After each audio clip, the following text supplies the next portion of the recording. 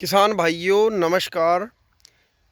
स्वागत है जी फिर से एक और नई वीडियो के साथ में। जैसे कि आप को जानकारी होगी, सभी भाइयों को ग्रुप, व्हाट्सएप ग्रुप, अखबार के माध्यम से जानकारी मिल गई होगी या कल तक मिल जाएगी कि कई मिलों ने जो अपने गन्ना मिल हैं उन्होंने डेट डिक्लेयर कर दी। किसी ने 1 नवंबर, किसी ने 3 नवंबर, किसी ने 6 नवंबर।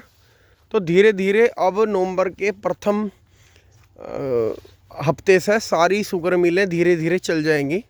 तो मैं किसान भाइयों को ये कहना चाह रहा हूँ कि किसान भाई अपने खेतों का ध्यान रखें। जिन पिड्डी में आपको गेहूं की बुआई करनी है तो किसान भाई उनमें पानी ज़रूर लगा दें। एक तक कटाई से पहले गन्ने में पानी ज़रूर लगावें। और एक चीज़ और रह गई थी किसान भाइयों, मैं और जानकारी देना चाह रहा हूँ आपको। जैसे कि आपको किसी खेत में गेहूं की बुआई करनी है तो उस खेत में आपको किस बात का ध्यान रखना है।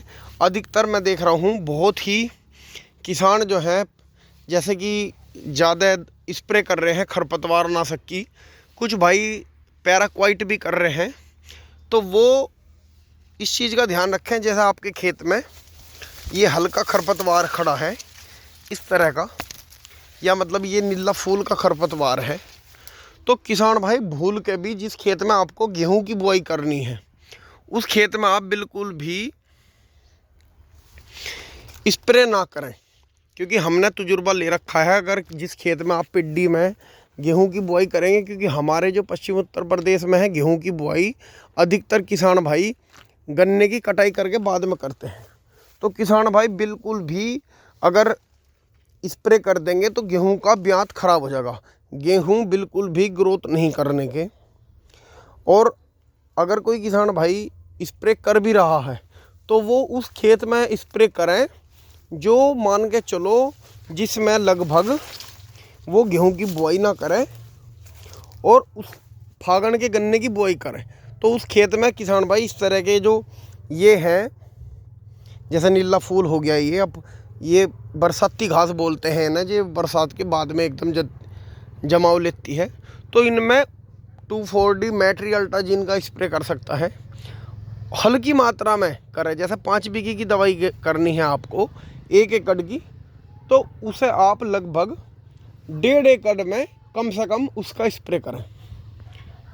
तो आप देखेंगे कि आपको घास का भी अच्छा रिजल्ट मिलेगा और वो गन्ने को भी उसमें मतलब ताकत देगी। अगर आप इसमें ज़्यादा तगड़ी हैवी दवाई करेंगे, आप बिल्कुल बहुत से किसान भाइयों को मैं देखता हूँ वो एक तरह के सनकी से हो जाएंगे, मतलब उन्हें ज़्यादा साफ़ सफाई रखनी रहे अपने खेतों में, तो वो ज़्यादा हैवी टेक्निकल लगाते हैं। ग्लाइफोसेट भी थोड़ा सा डाल देंगे स्प्रे में कि भैया 1 टंकी 100 ग्राम का पैकेट डाल लेंगे हम तो 5 बीघे में। तो भाई ऐसा ना करो बिल्कुल भी। यो खरपतवार अगर अच्छा रहेगा खेत में तो इसका जर्मिनेशन भी ठीक है। अगर आप खरपतवार को मार लोगे, पीट लोगे, तो ये ख़त्म हो जाएगा। तो इस पे इतनी ही दवाई करें जितनी इसकी ज़रूरत है।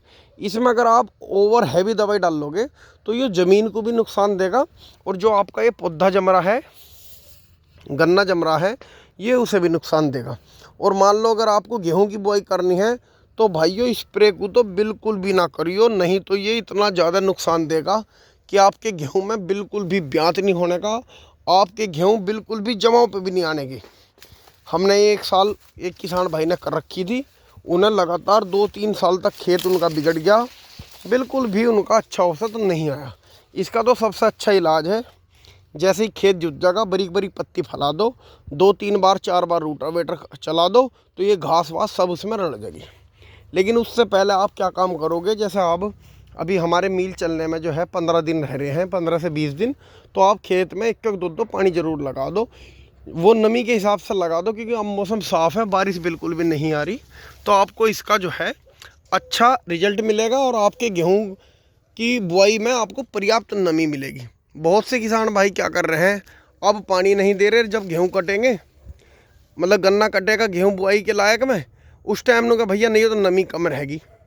तो भाइयों ऐसा ना करें बिल्कुल भी, एक पानी ज़रूर लगा दें।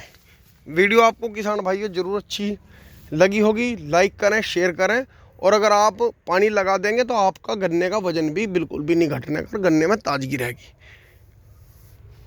नमस्कार।